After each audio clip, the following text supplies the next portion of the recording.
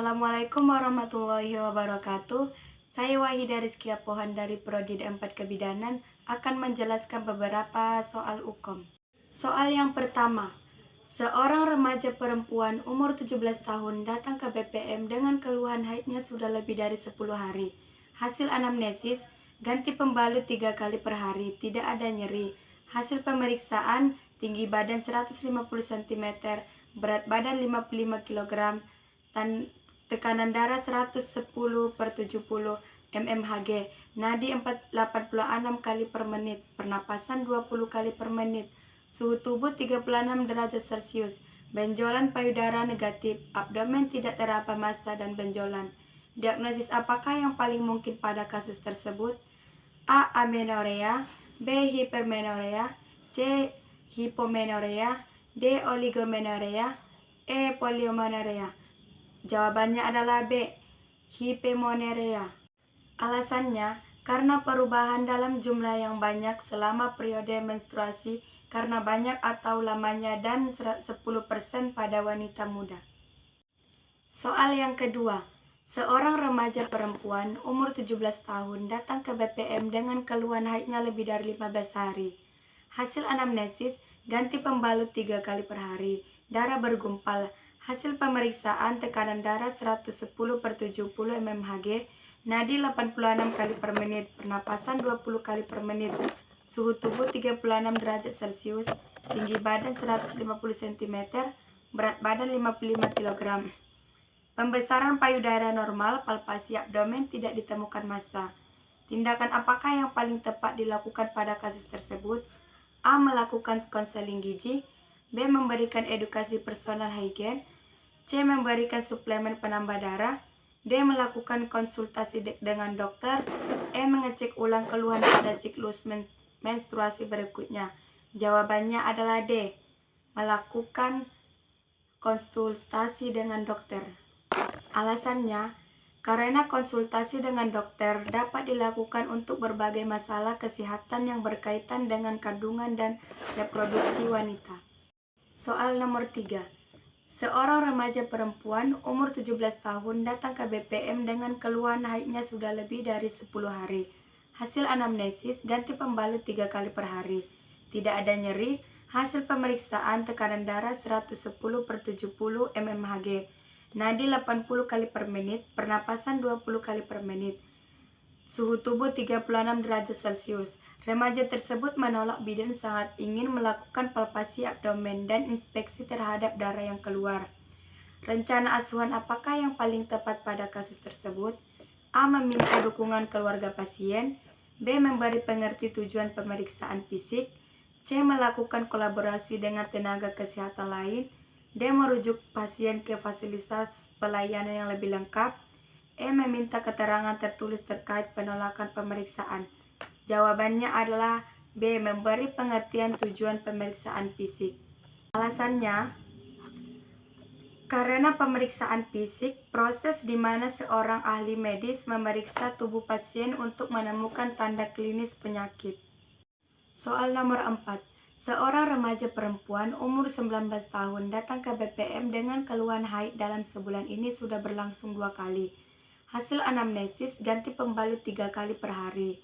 Hasil pemeriksaan, tinggi badan 150 cm, berat badan 55 kg, tekanan darah 110/70 mmHg, nadi 86 kali per menit, pernapasan 20 kali per menit, suhu tubuh 36 derajat Celcius.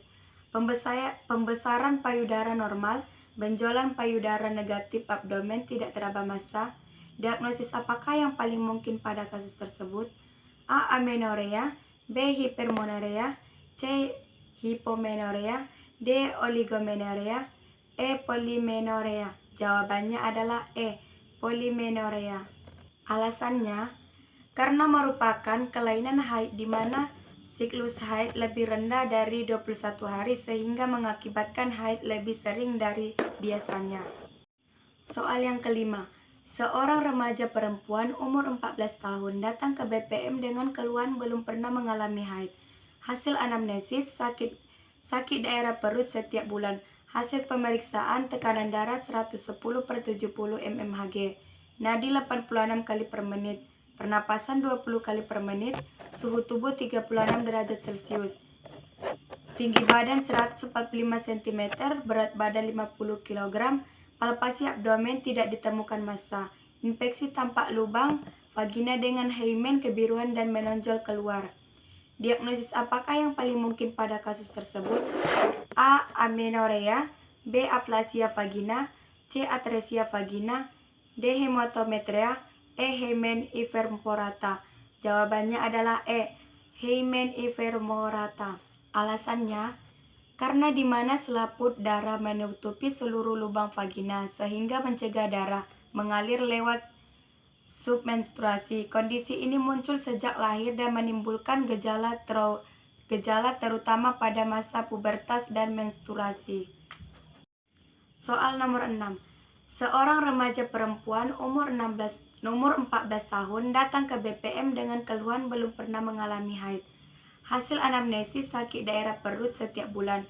Hasil pemeriksaan tekanan darah 110/70 mmHg, nadi 86 kali per menit, pernapasan 20 kali per menit, suhu tubuh 36 derajat Celcius, tinggi badan 145 cm, berat badan 50 kg, pembesaran payudara normal, palpasi abdomen tidak ditemukan massa, infeksi vulva dan vagina tampak lubang vagina dengan hymen kebiru-biruan dan menonjol keluar. Tindakan apakah yang paling tepat pada kasus tersebut? A. Insi hymen, B. Konseling gizi, C. Kolaborasi dengan dokter, D. Edukasi personal hygiene, E. Pemberian suplemen penambah darah. Jawabannya adalah C. Kolaborasi dengan dokter. Alasannya, karena untuk menentukan penyebab keluhan haid yang tidak terjadi pada remaja perempuan karena penanganan hymen hiperemorrhata butuh pemeriksaan lanjut seperti USG abdomen atau biopsi endometrium. Tindakan ini termasuk dalam wewenang bidan, sehingga dilakukan kolaborasi dengan dokter SPOG. Soal yang ketujuh. Seorang bidan koordinator puskesmas sedang membuat perencanaan penyuluhan kesehatan reproduksi remaja di sebuah SMP di wilayah bidan puskesmas. Dalam survei pendahuluan didapatkan informasi bahwa sebagian besar siswi SMP tersebut sudah mengalami menstruasi. Hasil pemeriksaan kesehatan di SMP tersebut, sekitar 30% remaja putri mengalami anemia. Informasi apakah yang paling prioritas diberikan pada kasus tersebut? A. Pola istirahat, B. Personal hygiene, C. Kebutuhan olahraga, D. Kesehatan reproduksi, E. Kebutuhan nutrisi. Jawabannya adalah E. Kebutuhan nutrisi. Alasannya, karena memberikan nutrisi seperti asupan zat besi, vitamin, dan mineral dapat membantu mengatasi anemia. Penyuluhan tentang kebutuhan nutrisi dapat membantu remaja putri memahami pentingnya makanan bergizi. Anemia disebabkan karena kekurangan nutrisi, darah atau pendarahan penyakit kronis. Soal ke-8. Seorang remaja perempuan umur 17 tahun datang ke BPM dengan keluhan nyeri haid pada 1-2 hari pertama. Hasil anamnesis, darah haid banyak, ganti pembalut 3 kali per hari. Hasil pemeriksaan, tekanan darah 110/70 mmHg, nadi 88 kali per menit, abdomen tidak teraba massa. Tindakan apakah yang paling tepat sesuai kasus tersebut? A. Memberikan analgetik, B. Menganjurkan olahraga ringan, C. Menjelaskan fisiologi terjadinya nyeri, D. Melakukan kolaborasi dengan tenaga kesehatan lain, E. Merujuk pasien ke fasilitas pelayanan yang lebih lengkap. Jawabannya adalah B. Menganjurkan olahraga ringan. Alasannya, olahraga ringan dapat membantu meningkatkan sirkulasi darah, metabolisme, dan kesehatan jantung serta mengatasi kelelahan dan stres. Contohnya, jalan kaki, jogging, senam ringan, naik turun tangga, dan menari. Soal yang nomor 9. Seorang anak perempuan umur 13 tahun datang ke BPM diantar ibunya dengan keluhan nyeri perut. Hasil anamnesis, ibu merasa khawatir karena anak tidak bisa sekolah dan selalu terjadi setiap siklus menstruasi. Darah yang keluar bergumpal dan banyak. Hasil pemeriksaan, tekanan darah 90/60 mmHg, nadi 86 kali per menit, pernapasan 20 kali per menit, suhu tubuh 36 derajat Celcius, tindakan ada massa pada abdomen dan nyeri tekan. Tanda apakah yang paling mungkin terjadi pada kasus tersebut? A. Menarche, B. Dysmenor, C. Gangguan haid, D. Nyeri saat ovulasi, E. Premenstruasi sindrom. Jawabannya adalah B. Dysmenor.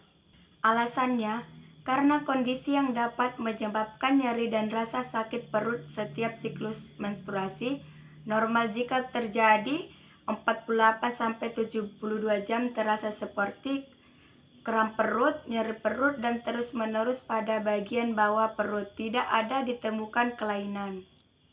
Soal nomor 10. Seorang perempuan umur 15 tahun datang ke puskesmas diantar ibunya dengan keluhan haid banyak dan sering. Hasil anamnesis, siklus haid teratur sejak 2 bulan terakhir. Hasil pemeriksaan, tekanan darah 100/60 mmHg, nadi 80 kali per menit, suhu tubuh 36 derajat Celcius. Abdomen tidak teraba massa, tampak darah keluar dari kemaluan. Diagnosis apakah yang paling mungkin pada kasus tersebut? A. Menorragia, B. Metrorragia, C. Polymenorrhea, D. Hypermenorrhea, E. Menometrorragia. Jawabannya adalah C. Polymenorrhea. Alasannya, karena kondisi di mana seorang wanita mengalami menstruasi dengan frekuensi lebih sering dari biasanya, itu kurang dari 21 hari. Soal nomor 11. Seorang perempuan umur 24 tahun datang ke BPM untuk konsultasi kehamilan. Hasil anamnesis, baru menikah 2 bulan tapi belum ada tanda kehamilan. Siklus haid 37 hari, tinggal serumah dengan suami, melakukan hubungan intim setiap hari. Hasil pemeriksaan baik, berat badan 75 kg, tinggi badan 150 cm, tekanan darah 110/70 mmHg, nadi 80 kali per menit, pernapasan 20 kali per menit, suhu tubuh 36 derajat Celcius, abdomen tidak teraba massa. Konseling apa yang paling tepat diberikan pada kasus tersebut? A. Rujuk ke konsultasi perkawinan, B. Rujuk ke dokter objin fertilitas, C. Pengaturan pola seksual, D. Olahraga teratur, E. Diet nutrisi. Jawabannya adalah E. Diet nutrisi. Alasannya, diet nutrisi karena dapat membantu menjaga berat badan dan mencegah berbagai penyakit siklus haid yang disebabkan oleh hormon. Akibat kelebihan berat badan dan haid yang jarang bisa menyebabkan kesulitan hamil. Soal nomor 12. Seorang perempuan umur 24 tahun datang ke BPM untuk konsultasi kehamilan. Hasil anamnesis, baru menikah 2 bulan tapi belum ada tanda kehamilan. Siklus haid teratur setiap 30 hari. Tinggal serumah dengan suami, melakukan hubungan intim setiap hari. Hasil pemeriksaan baik, berat badan 80 kg, tinggi badan 150 cm, tekanan darah 110/70 mmHg, nadi 80 kali per menit, pernapasan 20 kali per menit. Suhu tubuh 36 derajat Celcius, abdomen tidak teraba massa. Konseling reproduksi apakah yang mungkin terjadi pada kasus tersebut? A. Insufisiensi utero plasenta, B. Diabetes gestasional, C. Gemelli, D. IGR, E. BBL. Jawabannya adalah B. Diabetes gestasional. Alasannya, karena jenis diabetes yang berkembang selama kehamilan dapat mencegah kesehatan ibu dan bayi. Ini disebabkan perubahan kadar hormon selama kehamilan yang mempersulit tubuh memproses kadar gula darah tinggi yang berkaitan terjadi abortus. Soal nomor 13. Seorang bidan desa sedang melakukan pengkajian pada desa binaannya. Didapatkan data bahwa di desa tersebut banyak terjadi kasus anemia sekitar 40% dari usia reproduktif, sehingga banyak terjadi kelahiran bayi berat badan lahir rendah. Masyarakat jarang makan ikan atau daging karena daya beli masyarakat kurang. Rencana asuhan apakah yang paling tepat dilakukan pada kasus tersebut? A. Penyuluhan, B. Konseling nutrisi, C. Mencari donatur tetap, D. Pemberdayaan ekonomi, E. Pendekatan tokoh masyarakat. Jawabannya adalah D. Pemberdayaan ekonomi. Alasannya, karena kurangnya asupan ikan atau daging, pemberdayaan masyarakat ekonomi dapat membantu meningkatkan daya beli masyarakat sehingga mereka dapat memperoleh asupan gizi yang baik. Nomor 14. Seorang perempuan umur 25 tahun datang ke BPM dengan keluhan mual muntah, khususnya di pagi hari. Hasil anamnesis, haid terakhir 3 bulan yang lalu. Hasil pemeriksaan baik. Tekanan darah 110/70 mmHg, nadi 80 kali per menit, pernapasan 24 kali per menit, suhu tubuh 37 derajat Celcius, tinggi pundus uteri 2 jari di atas simfisis. Masalah apakah yang paling mungkin dari kasus tersebut? A. Nausea, B. Vomiting, C. Hiperemesis, D. Morning sickness, E. Salivasi gravidarum. Jawabannya adalah D. Morning sickness. Alasannya, karena mual atau muntah terjadi pada kehamilan muda menyebab mual di pagi hari, ialah tingginya kadar hormon, perubahan metabolisme karbohidrat, dan perubahan fisik. Soal selanjutnya, seorang perempuan umur 28 tahun G1P0A0 hamil 32 minggu datang ke BPM dengan keluhan sering buang air kecil di malam hari sejak 2 hari yang lalu. Hasil anamnesis, dalam semalam buang air kecil sampai 3-4 kali, gerakan janin dirasakan aktif.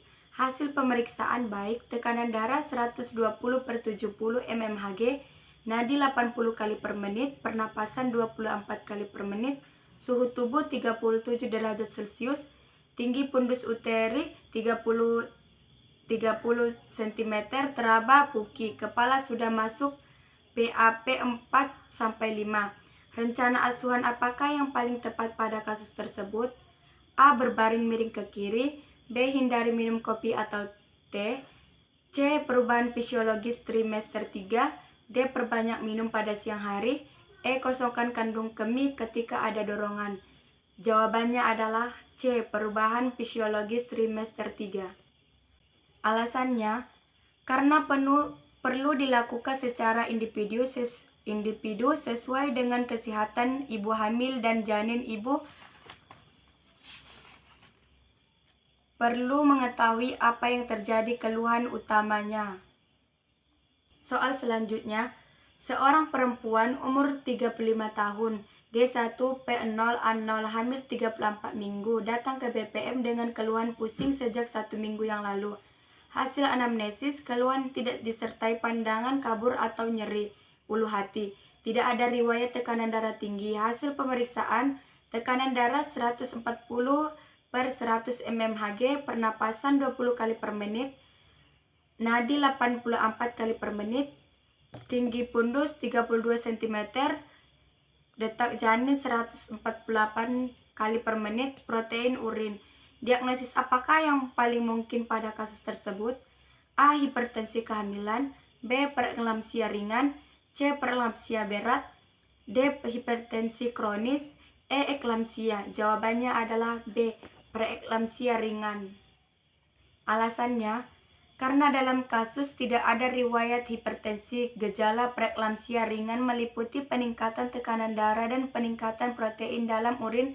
Preeklamsia biasanya tidak menunjukkan gejala yang khas. Soal selanjutnya, seorang perempuan umur 30 tahun datang ke BPM dengan keluhan amenorea 3 bulan. Hasil anamnesis, sering merasa mual dan muntah sejak 1 bulan yang lalu.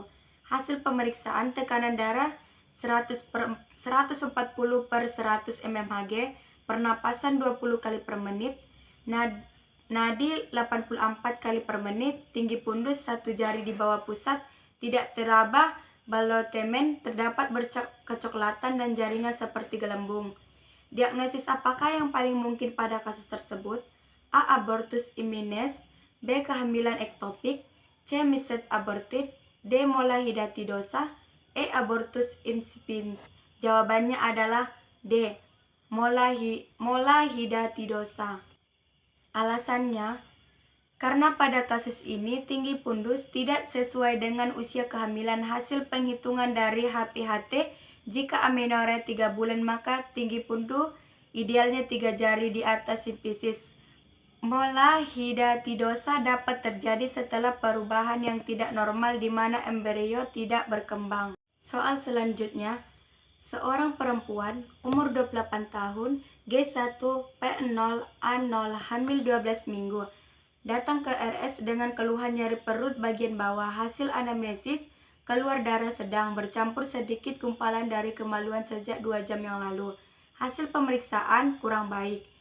Tidak tekanan darah 120/80 mmHg, nadi 84 kali per menit.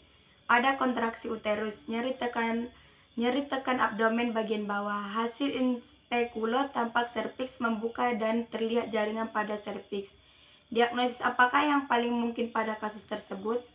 A. Abortus imminens, B. Abortus complete, C. Abortus implicit, D. Abortus incomplete, E. Mola hidatidosa. Jawabannya adalah D. Abortus incomplete. Alasannya, karena adanya kontraksi uterus, nyeri abdomen bagian bawah. Abortus incomplete disebabkan oleh berbagai faktor seperti penyakit kronis, infeksi, gangguan pada rahim. Soal selanjutnya, seorang perempuan umur 35 tahun, G4, P3, A0, hamil 24 minggu, datang ke rumah sakit mengeluh keluar darah merah segar dari kemaluan sejak 1 jam yang lalu. Hasil anamnesis, hasil pemeriksaan tekanan darah 140/100 mmHg, pernapasan 20 kali per menit, nadi 84 kali per menit, tidak ada kontraksi uterus dan tidak ada nyeri tekan abdomen bagian bawah. Tinggi pundus setinggi pusat DJJ 156 kali per menit. Diagnosis apakah yang paling mungkin pada kasus tersebut?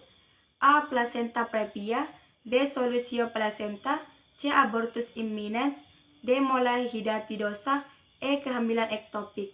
Jawabannya adalah A. Placenta previa.